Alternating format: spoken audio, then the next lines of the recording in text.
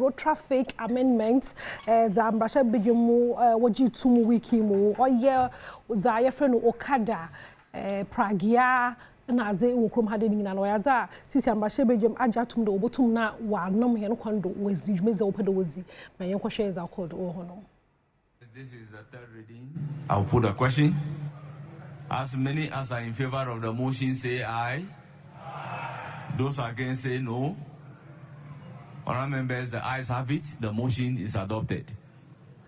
An act to amend the Road Traffic Act 2004 at 6A3 to provide for the use of motorcycles, tricycles, and quadricycles for commercial purposes, the development of standards for seat belts and other safety equipment, and for related matters. Honourable members, the Road Traffic Amendment Bill 2025 is now read the 10th time and passed.